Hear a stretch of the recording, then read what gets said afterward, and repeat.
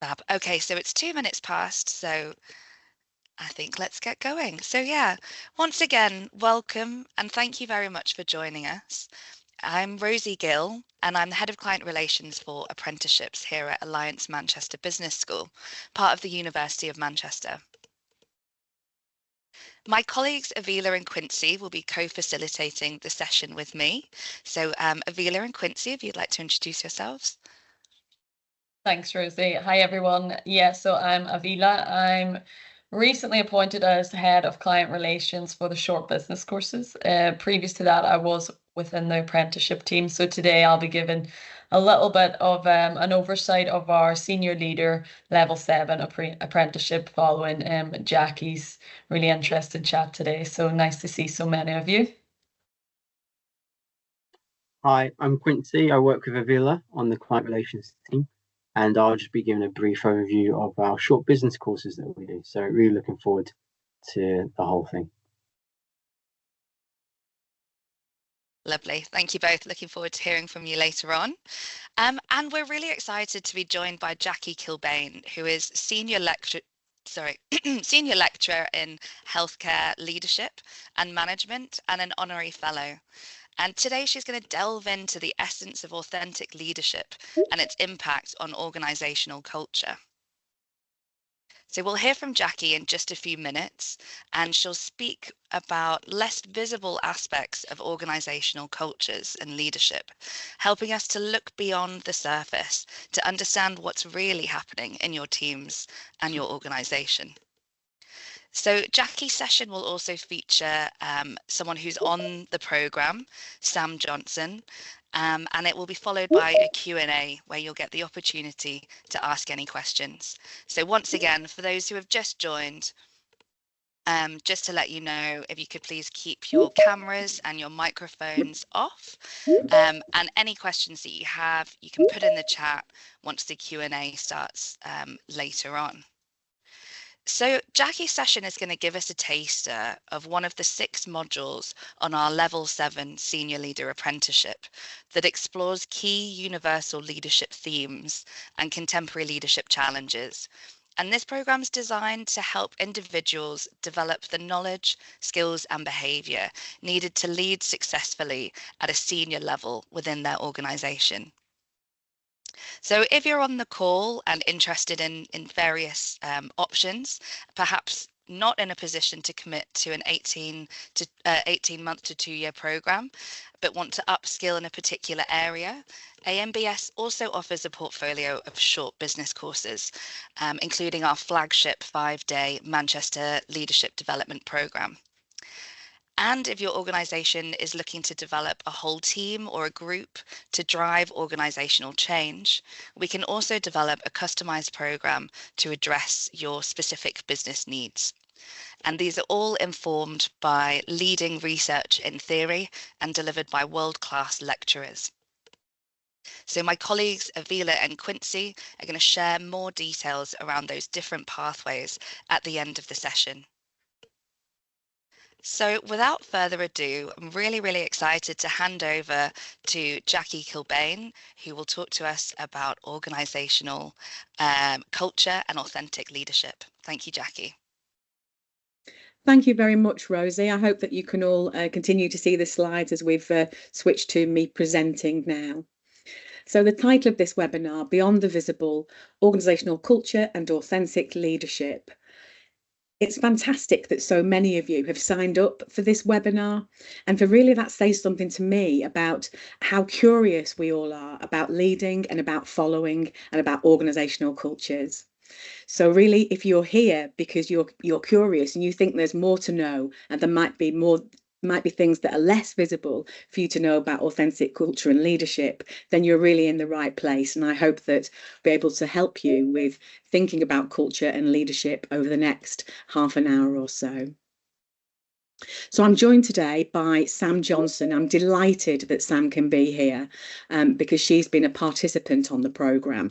So back into the purpose and approach for the webinar. So I really want to share ideas about authentic leadership and organisational cultures. And I use the word culture deliberately. There might be more than one culture in operation in your organisation. I want to share some visible and hidden factors that might be shaping leadership and cultures in organisations, and offer you some tips for cultivating leadership authenticity and really seeing organisational cultures. To do that, I wanted to share with you an iceberg metaphor. This is a metaphor that's prevalent in both leadership and culture theories that help to throw light on or to understand both leadership and organisations. So key to this metaphor is that there are some aspects of leadership and organisations that are more visible, closer to the surface, that might represent outer worlds. And below the waterline level on the iceberg, those things that might be harder to see, they're below the surface and there are inner worlds. Metaphors are great because of the way that they reveal our invisible glasses, the lenses through which we might see ourselves, organisations and other people. They can often act as a bridge between ideas, as they do about leadership and culture too. And they can also convey something that's quite complex or complicated in ways that might be quite hard to articulate in other ways. So metaphors are a great device for helping us to be able to look and see cultures, and also to understand what are the lenses through which we view culture and leadership ourselves. So thinking about this idea of understanding teams and organisations above and below the waterline, this idea of visible topics and public agendas, those things like meetings, projects, plans that you have in place, those things that you can kind of see happening that make the organisation work.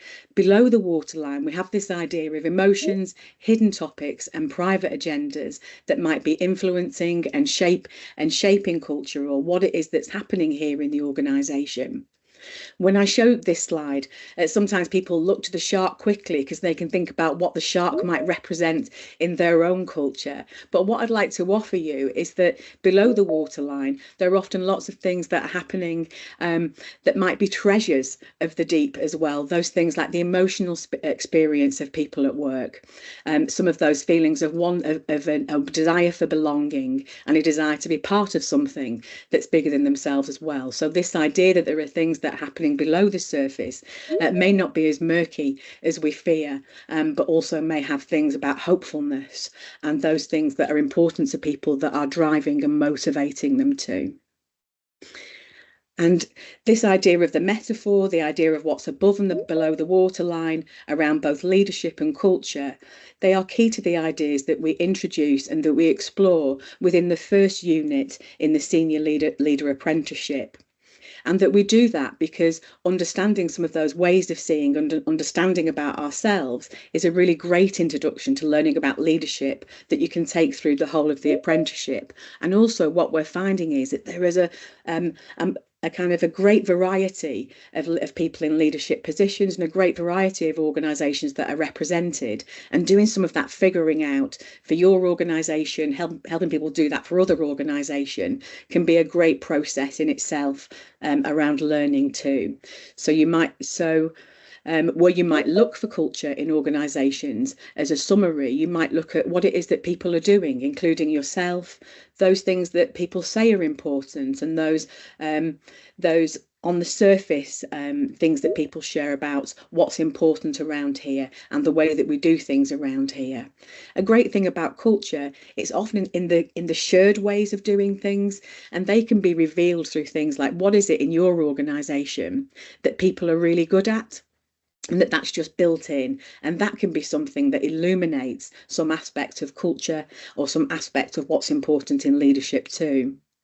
There might be habits of thinking of language, those metaphors that might be in use, those stories told. Example of metaphors, I referred to Sam, who's joining us later here, as she's a dynamo. And whilst Sam is not literally a dynamo, perhaps that says something about who she is as a leader in the organisation as well. In organisations that I work with in healthcare, they often use metaphors, for example, war metaphors about rallying the troops, working on the front line. And those ways of seeing those metaphors, they reveal something about how we see organisations, and they're often reflected in the stories that are told too. Look for formal rituals and how you celebrate things, and also look for the things that might puzzle or intrigue you or that don't seem to make sense. They can be rich sources of data about culture in organisations too. And those what are the emotions that are being experienced both on the surface and below the surface? They're also give great hints and clues about culture. You might notice that I'm using the word hints and clues and deciphering, because it is this idea that one might need to look at, to create a big picture, understand a big picture of culture. You might need to look at a lot of different aspects of organisational culture. In the unit, we share lots of models and ideas and theories about culture that help you find different ways of looking at your own organisation.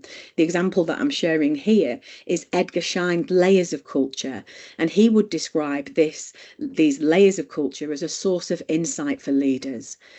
Schein's layers of culture theory and model has 3 layers, those of artifacts, espoused values, and basic underlying assumptions. And you can see this kind of built-in metaphor of above and below the surface that's operating here too, with artifacts and espoused values being easier to see and basic underlying assumptions being more difficult to see. Artifacts, and I'd like you to invite you to think about in your organisation what those artifacts are that are there on the surface, those things that can be seen, felt and heard by somebody encountering the organisation. It's how people dress, how people visibly interact with each other in public spaces and across organisational boundaries. Espoused values and beliefs, their ideas and goals, slogans, mission statements, language used and stories told. They're the articulated reasons for doing things. There's also this 3rd level of basic underlying assumptions, and they're deeper beliefs and values that might be taken for granted, but though are present in everyday interactions and the way that we do things around here. Basic underlying assumptions are often the shared ways of doing things that are implicit more than explicit. However, it is this level that determines behaviours and perceptions of behaviours. So I want you to think for a moment. We had a technical glitch at the start of this webinar, and it might be that you can't fully see the slides now. And so I'd like you to invite you to think about what is it that you make of that. Is it that technical glitches, they happen all the time? Is it that, they should have tested that out before they started today? Or isn't it great that they're going to be able to carry on? So something happens there, and our interpretation about what that means is what is revealed. It kind of reveals our ideas about culture, what matters, what good looks like about leadership, what good looks like about culture. So sometimes we can use our own responses and reactions to those things, and then how we interpret them to throw light on our ways of seeing culture as well. Levels. Those 3 layers of culture levels may or may not be congruent or align, and that's why this idea of what Schein called deciphering is needed, this figuring out what kind of culture we're in through looking at the whole picture across the layers.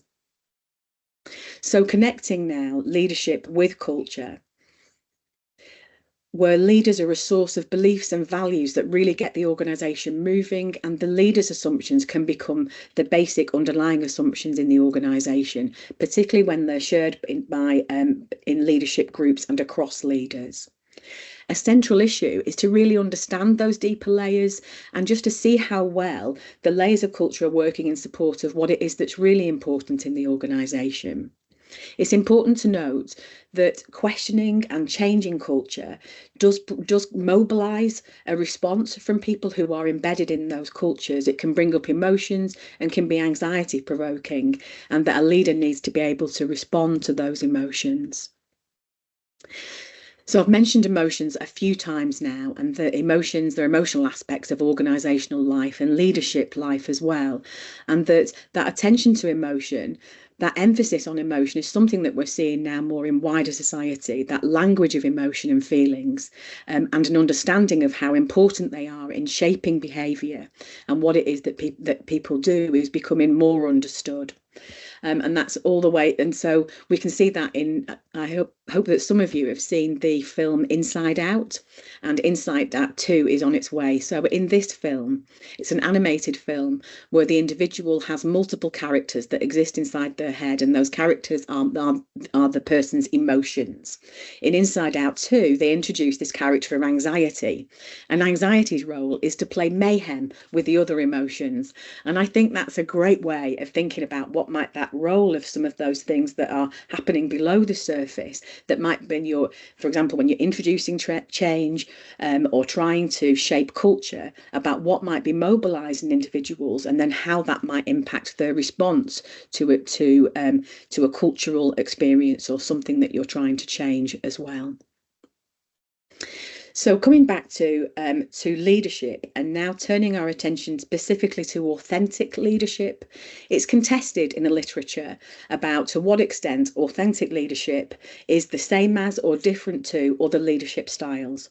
But it's seen to be in what are called positive forms of leadership, and it also seemed to have some significant overlap or dovetailing with transformational leadership too.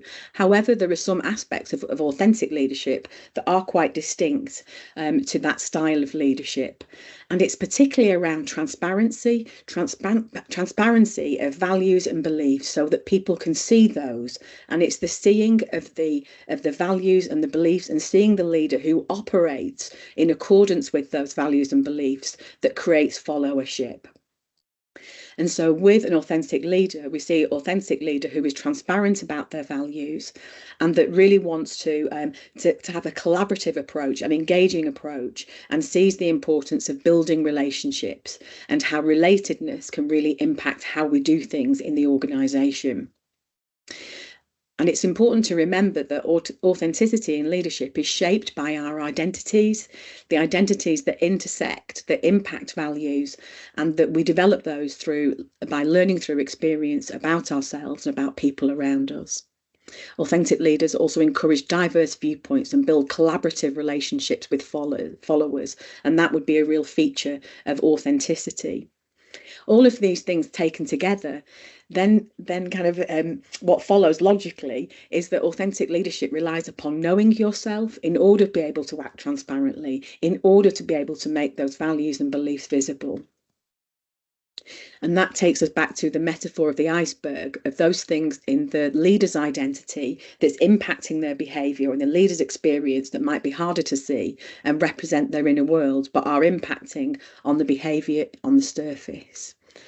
Now, sometimes it's not easy to see everything that's happening, and that we might not be able to, in our leadership role, in our particular place in the organisation, to be able to hear and see it all around culture. So what do you do about that? In the unit, we have some contributions and from theories and ideas and literature and evidence about groups and organisations, and we use a fundamental concept from psychoanalytic theory, which states that people are sometimes unaware of their unconscious motivation, and that one of the functions of the unconscious is to hide things that might be really uncomfortable for us. But being aware of some of those things that might be happening unconsciously, and you can include feelings in those as well, that we might be alert then to the possibility that an outside of our awareness process is operating, that people might be reacting to you and others in ways that are more determined by their past than their present, and that we bring our history and our identities with us. And this applies to all organisational members. So what we do in the unit is that we try to look at what's happening here, what's really happening here through the use of theories and ideas about groups and organisational dynamics. And we do that to throw light on our experiences. And very much we might take an experience of participants on the programme or something that they're seeing in the organisation and think, how can you use some of these theories and ideas about culture and leadership to help you understand better what it is, or understand differently what it is that's happening around here, in a way that then informs what it is that you might do next. So leadership reflexivity and reflection is really important in that self-awareness. The reflexivity means to turn in on oneself, to ask, where am I in this? And how can I use my own understanding combined with theories and ideas from the literature and from the evidence base to examine my own practice, my own motivations, and how it is that I do things, so that you can have awareness and insight into self and others and organisation, in particular in cultures. One of the things that building reflexivity does is to increase one's own internal capacity to be able to observe what is happening as it's happening, and then to make decisions about what to do about those insights, about what might be going on here. And that's a key part of what it is that we explore further in the unit as well. So my tips then for cultivating authentic leadership are to know your own values and beliefs, and to make those beliefs and values visible in what you do at work. Do seek feedback. Authentic leaders are really curious about what other people's experience is of them, and they find ways to be able to make that part of their understanding of their big picture of how you do leadership. We all have what I term vivid experiences at work, and reflection and reflexivity can really help you to make the most of those and harness the learning through reflection from those events. Do invest in relationships, engagement and collaboration to build that ownership across all the layers of culture in the organisation. And importantly, build trust through being consistent and creating stability where you can in the area that you're responsible for. Here are some sources for some of the ideas and theories and models that I've introduced today, and some things to follow up that you might be interested in too. But in the spirit of collaboration, in the spirit of engagement, I'm going to hand over now to Sam Johnson to share some of her experience, learning and takeaways from the unit. Over to you, Sam. Thank you, Jackie, and hello, everybody. So I was asked today, as Jackie said, to just share some of my experiences. So I signed up to the apprenticeship a year ago. I'm now on Unit 4 of the 6 academic units. And what's really good for me at the start is that we're with a cohort of very mixed sectors and backgrounds. So you actually hear different perspectives and get to understand how things might work differently in different places. As you'd expect, the apprenticeship is about applying your knowledge as well. So Jackie did mention a few times that we bring some of our own experiences into the sessions and also into our written submissions as well. So just to sort of reflect a little bit on Unit 1, obviously Jackie led the Authentic Leadership and Culture unit, and it proved to be really interesting and insightful in itself, but also it did help us to set up the cohort for success. So it'd been 20 years since I'd undertaken any academic study. I was a bit nervous. I'm a bit nervous now about re-entering that world. So in addition to both the programme induction days, Jackie took quite a lot of time in the first unit to help us develop some of the key aspects we'd need for the entire course. And also she helped us to, as a group, become more cohesive, which has given us some support networks within the group that have been taken through the subsequent units. So on Unit 1, I started my journey of self-reflection. I do now notice things and I act on them more than I did previously. So I'm not new to something around journaling. I'd had a professional journal for a number of years, but the use of a reflective journal was a kind of a new thing to me, to actually think about my feelings, the feelings that a situation might have provoked, or indeed the opportunities it might have offered. And I'm finding that really valuable and continuing to use that. So as an example, Jackie talked about the SHINE model. in relation to culture, and that helped me to understand a situation in the department that I was working within. And then I used that knowledge to help coach a new leader to the team, to help them think about how they might want to approach something that they were dealing with at the time, to ensure a more collaborative approach than they would have done in their previous kind of employment or the background, cultural background from which they came. So I suppose this apprenticeship has given me some kind of light bulb moments, some of those small, some of those larger. And it's also given me often the sort of the words to be able to express what I'm seeing and my observations. This unit also enabled me to raise a personal and also a departmental unease that we were feeling at the time regarding some potential cultural shifts. And that had followed a number of significant leadership changes in the team. So we agreed it would be beneficial to talk about the culture and what the team saw that as being, so that we could fully consider that. So I then led a workshop using quite a lot of the knowledge I gained from Jackie's unit to help both the team increase their knowledge of culture and the theoretical constructs and how it shaped us. We're also looking at the subcultures, and we have quite a few within the team, to understand what that means for us. That will help us to reflect on our direction of travel and whether the current culture supports that direction of travel. The sort of final element on that unit related to authenticity, and again the literature I reviewed sort of shaped my understanding of how that means to be sort of transparent, honest, to show some consistency between both words and actions, and also demonstrate concern from others. And that endorsed probably my natural approach, but it gave me some reasons why it's important to be authentic rather than just my own kind of feeling. It also helped me to reflect on my emotions, and there are times when these need to be processed to enable them to be managed appropriately. But being authentic means managing them, not controlling them. We're not robots. Just a couple of general points at the end, if that's okay. So I'm finding that each of the units are building on the previous units. It's not a kind of direct correlation, but you can feel that journey through the programme. The use of reflecting journal has led me to consider other opportunities to embed my learning.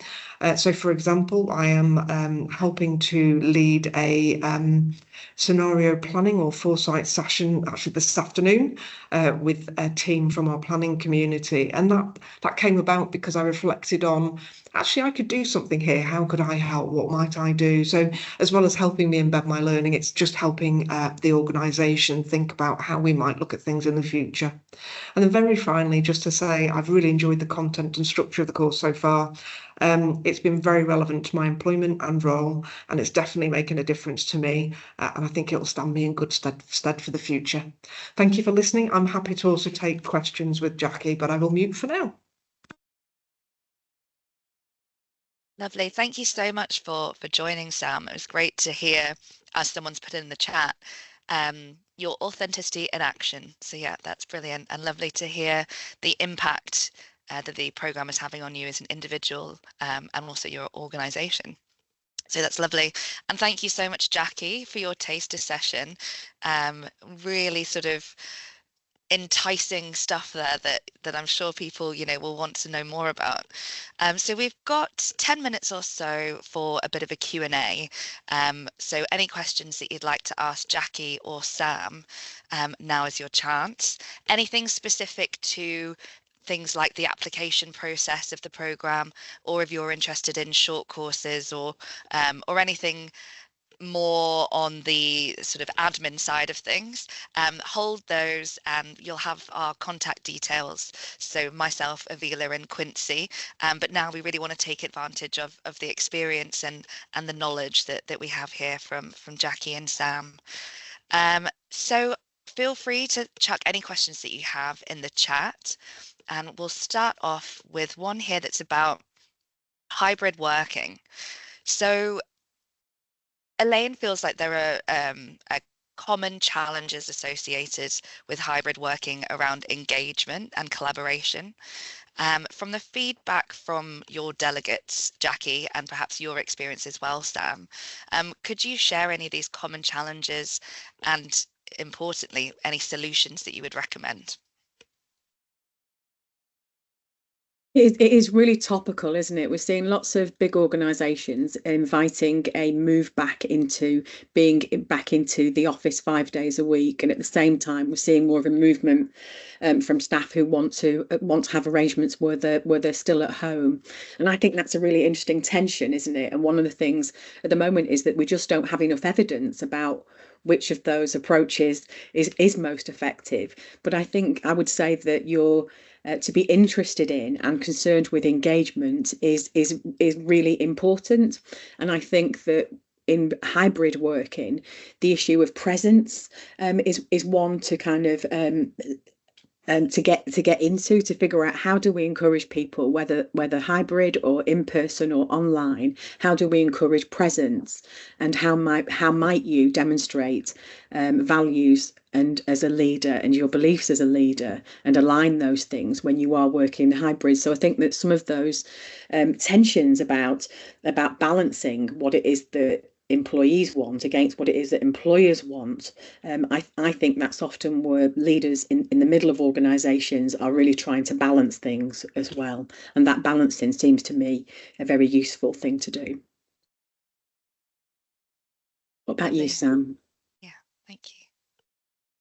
Obviously, Jackie said quite a lot there, so I think just something I'd draw attention to, there is another unit on organisational behaviour and performance, and it very much talks about things like stress and well-being, and we certainly picked up quite significantly again on hybrid working there. But as Jackie said, I think that the research is almost not there to say how that should be taken forward, but yeah, I think it's important to say it does get covered again in the course. Lovely, thank you very much. Looking at some other questions that we've got coming in here then. Which factors should a leader pay more emphasis to between the above and below the surface? I just need clarification. Is that, should you pay more attention to the above the surface or the below the surface, or some factors in between there? But that might be clearer to you as an expert, Jackie. So I think that it's important that leaders do pay more attention to what might be happening below the surface of the organisation, and that it might take more time and energy to figure out what might be happening or what might be influencing from those things that aren't easily seen, that might be influencing above the surface. So I think that my tips for those things to kind of look for below the surface are those emotional aspects of both your own experience and those people that are around you, the kind of stories that get told in the organisation and how well they chime with those things that are happening above and below. But I think that perhaps what your question is getting to is this being able to do some of the deciphering across the layers, those layers that are easier to see, and those things that might be harder to see as well. So being able to look at to what extent those things that are below the surface might not be aligned with those things that you really want to happen.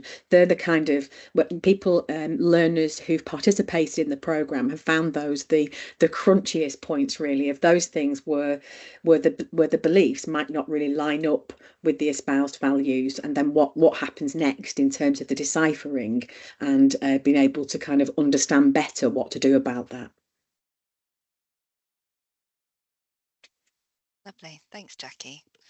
And Mike's asking a question about your experience and views around assessing culture. So they're referencing Cameron and Quinn's approach. And yeah, we're interested to hear your thoughts on this topic. Mm-hmm.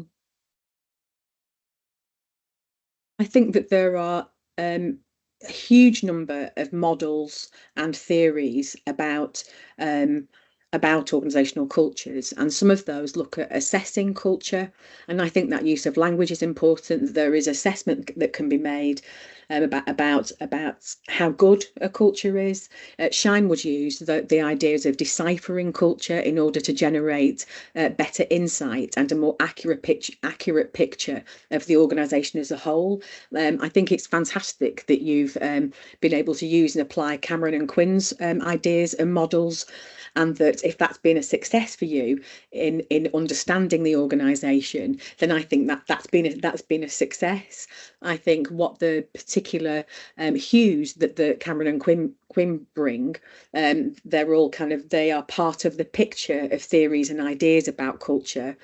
For myself, I would wonder, can you make an assessment of culture? Theories would tell us that there is a multiplicity of cultures, perhaps in one organisation. Perhaps it's about surfacing the multiple cultures that are around. And I think this idea of whether cultures are complementary to what's really important is a theme across lots of tools that might help you understand culture as well. I hope that answers your question, or goes some way too. Yeah, thank you. And then we have one more question. What role do you think coaching might have in developing authentic leadership? I think that's a great question, and I was thinking about the skills of a coach. So one of the things that great leaders have often are some coaching skills. I'm thinking about the use of questioning, being curious about what's happening in your organisation as well.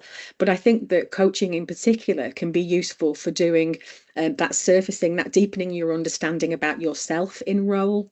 And that it can be a site for feedback and for insight. Often what coaches do, they use the metaphor of holding a mirror sometimes. So being able to have somebody that holds a mirror in a coaching space that can generate insight into yourself and your relatedness with other people. And I think that's really, really helpful for authentic leadership.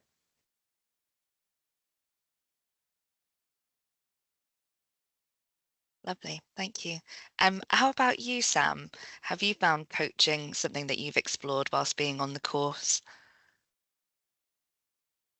Just thinking how to answer that one, Rosie. I mean, I have had coaching sessions before. I think from my point of view, kind of almost as part of the course, we did the Hogan assessments, which I think helped just to shine that mirror back to yourself to say, what am I, what motivates me, what are my personality traits, which I think was really useful. And I think just understanding yourself more helps you to think what can help other people. And that sounds like a bit of a stupid answer, but I hope that kind of makes sense in some respects, that it's understanding yourself helps you to understand how you can help others. So coaching is definitely a big part of the role anyway, but the course definitely helps with that as well. And yeah, absolutely. I couldn't agree more with that stance on coaching. Brilliant. So, and we have, yes, some thumbs up here about Hogan being a useful assessment tool as well. Just to round up the Q&A, I wonder if you have any sort of advice or nuggets of wisdom for those who are on the call who are thinking about applying for the programme, before we hear from Avila, who'll give a bit more detail on what that process is.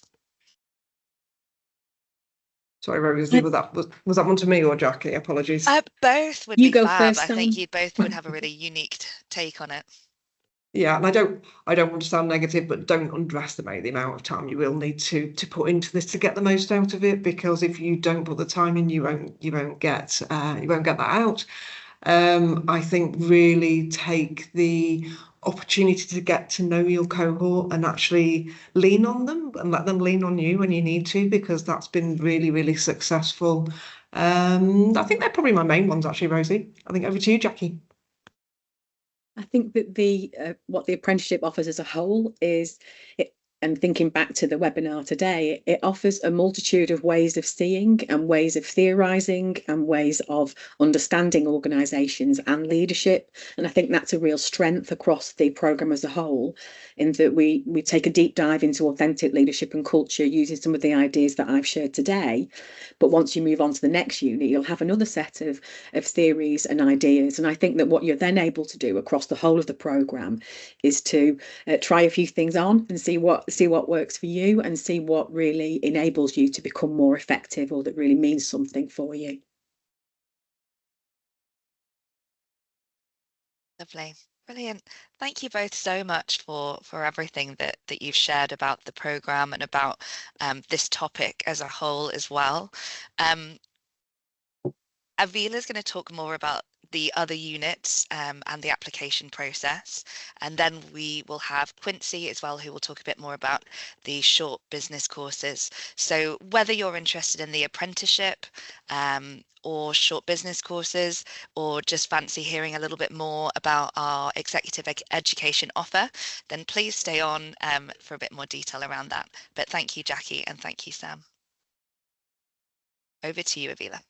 Thanks, Rosie, and hi all again. So yeah, as Rosie mentioned, the Senior Leader Apprenticeship is indeed the postgraduate diploma. So it is level 7, and there is an optional route to top up to a master's, which we'll touch on in just a moment. So we're really lucky to have Jackie and Sam to be able to provide some insight in terms of content, but also experience throughout the program. So thank you both very much. So what is the program? So as with any apprenticeship here in England, it is levy funded. So provided your organisation is paid into the levy, we will be able to cover the full cost of the program through the levy. If there's anyone on here who is at a smaller organisation, perhaps not paying into the levy, we can have a conversation with you, but a fraction of the cost is able to be drawn down from the pot via other ways. So please don't let that put you off if you believe you're not paying into the levy currently. As mentioned, it's 18 months and you will finish with the postgraduate diploma. As with any apprenticeship, that is a study as you work manner. So you're with us for our workshop days that work out about 2 to 3 days every 10 weeks. We also have an induction day at the start where you will meet some academics, but also your peers and get to feel around the executive education building, which is a lovely purpose-built new building where we have the pure focus of executive education. When you're not with us, that's when you're applying what you learn. So one of the big things, the advantages of doing an apprenticeship is very much the learning that you learn with us, you can apply immediately. So you should be seeing those tangible benefits for yourself and your organisation from day one.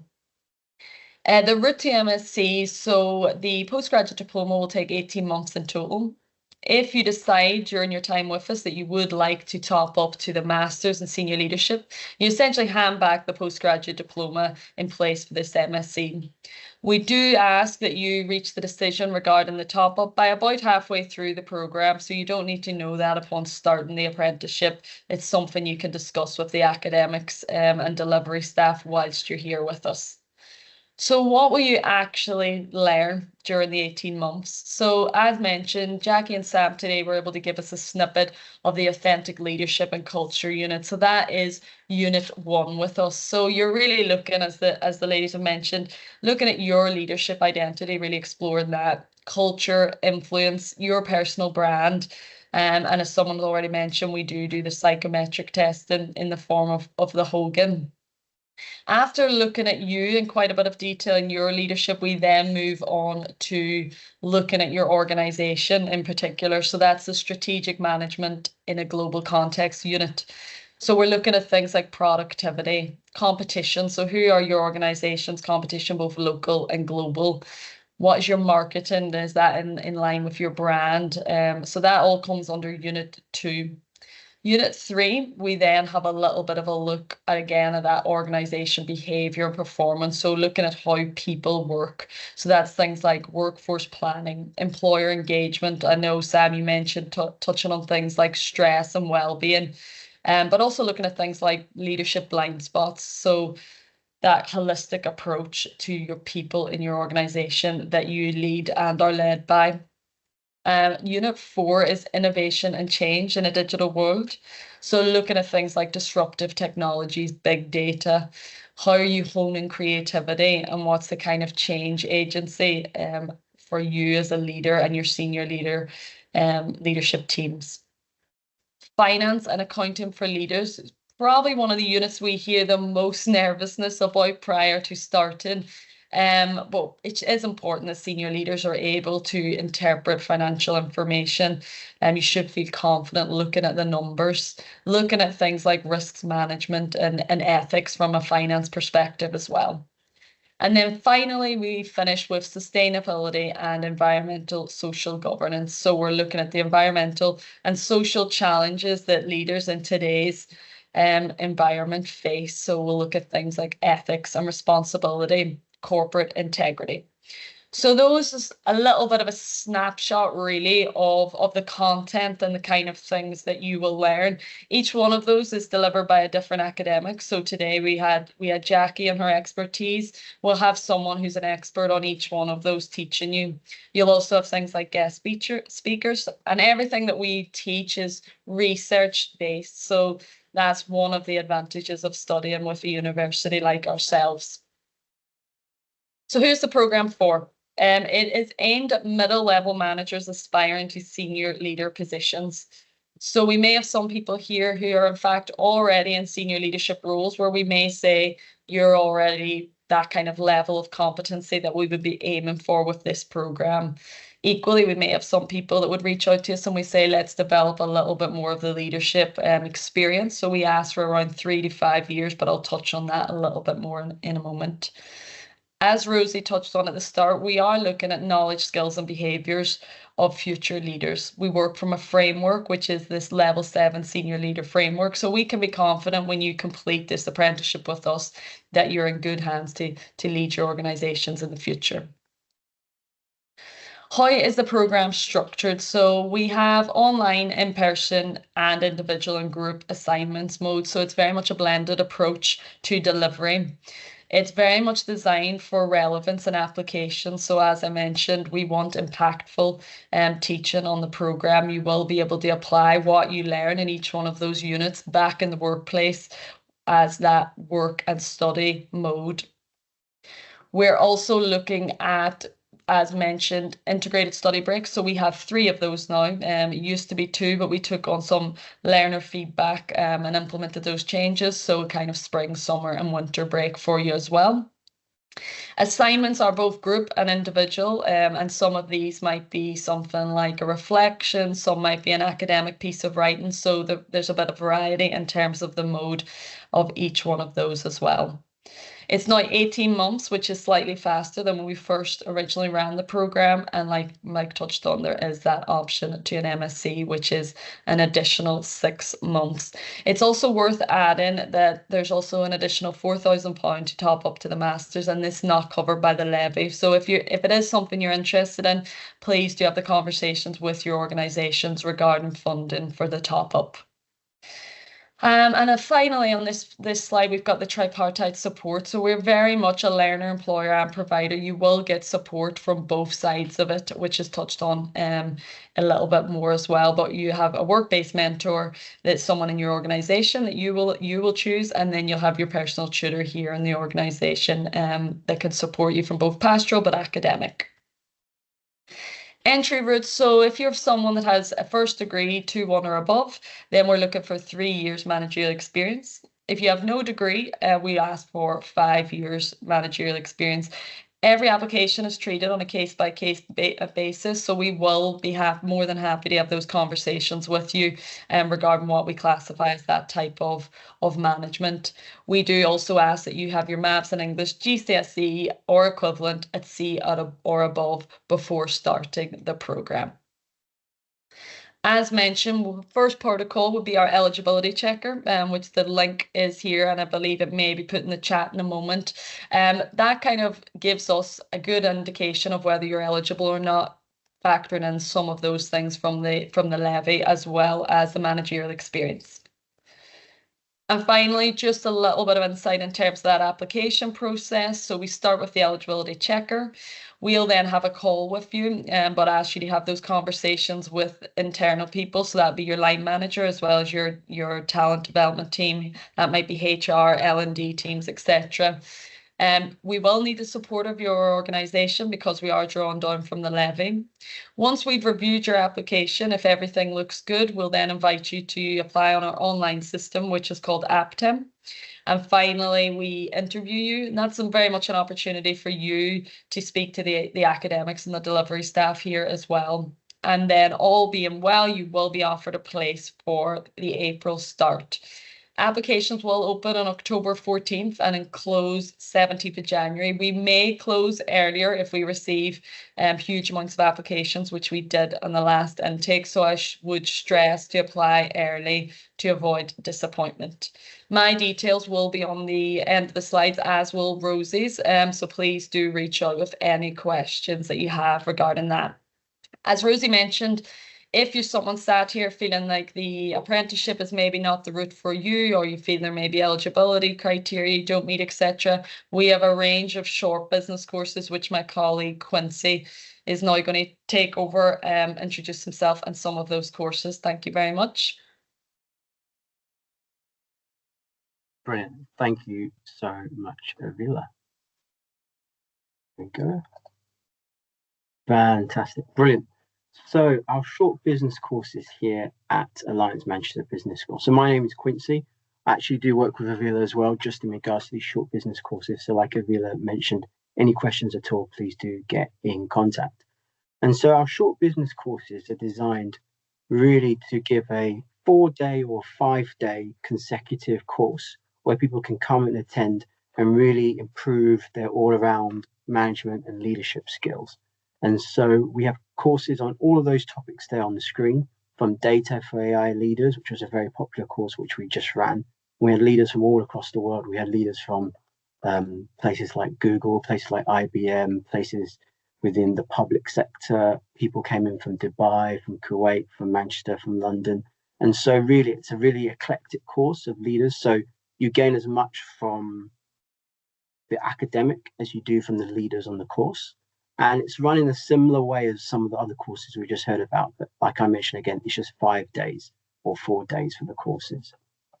So if we just dive into some of the courses in particular, we start with our kind of flagship course, which is the Manchester Leadership Development Programme. So that's a curated course. It's 5 days, and each day is touching on an aspect of leadership.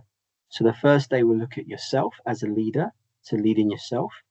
And on that day, again, each day is led by an academic who's an expert in this area. And often, as well as being academics, they're consultants within the field as well. So the examples they're giving you are very practical examples from companies and organizations and government departments which they've worked in with as well. So the first day is leading yourself. And based on that as well, there's another Hogan assessment, which we ask people to do before the day. And again, looking at your strengths, your weaknesses, how you can improve on them, what's your leadership style. So leading yourself. The second day is leading teams. So again, looking at how you lead teams, how you perhaps help improve teams that need a little bit more pushing, or how you help excel teams that are flying. Third day, often is strategy and innovation, looking at how you set goals, how you innovate, how you disrupt, how you, strategy and innovation. Often the fourth day is project management.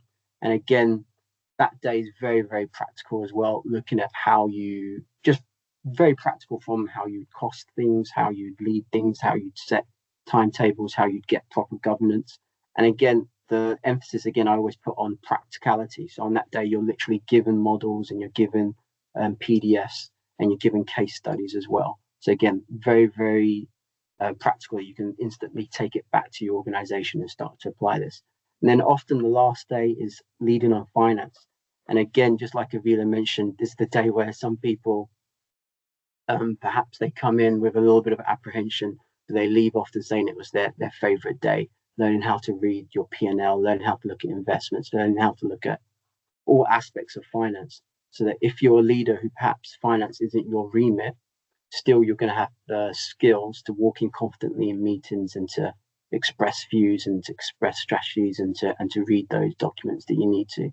So that's our flagship program that runs over 5 days. That also comes with a CMI level 7, which is quite a high level award there for CMI. And that the requirements for that is to do a 2,500 word assessment over the 6 months afterwards, but we really hold your hands with that. There are 3 2-hour tutorial sessions that happen to really make sure that you do that to the best of your ability. And that's based on a real world issue or real world challenge you may have as well. So again, intensely practical. You can take that back and apply that to your organization. And also very popular we're having as well is coaching with that as well, which we're looking to apply not just to the Manchester Leadership Development Programme, but to apply to all our courses in the future.